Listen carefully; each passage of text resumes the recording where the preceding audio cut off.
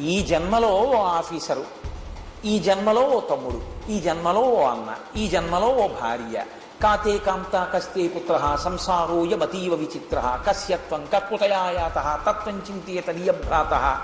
ఊపిరాగిపోయిన మరుక్షణంలో ఈ పాత్రలన్నీ అంతర్ధానం అయిపోతున్నాయి. మరి నీ జన్మ ప్రయోజనం నశించిపోవట్ల, సంఘటనలు జరగకుండా ఉంటాయా? ఏదో ఒకటి జరుగుతూనే ఉంటుంది. లేచిన తర్వాత ఓ ఫోన్ ఏదో ఒకటి రాకుండా ఉంటుందండి. ఎక్కడి నుంచో ఏదో వస్తుంది. దానికి నువ్వు మానేసేది సంధ్యావందనం పూజనా?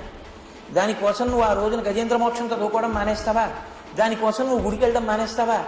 నీ ప్రయోజనం ఏమైపోతుంది? నీ జన్మ ఏమైపోతుంది? నువ్వు ఈ శరీరాన్ని పొందినందుకు ఉపయోగం ఏమైపోతుంది?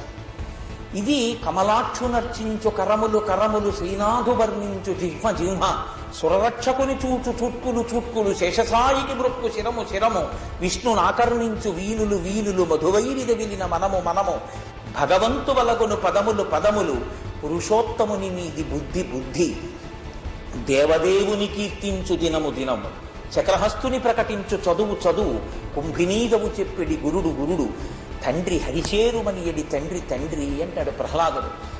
నీకొక రోజు సార్థకత పొందింది అంటే నువ్వు దీనితో ఎందుకు వచ్చావో దానికి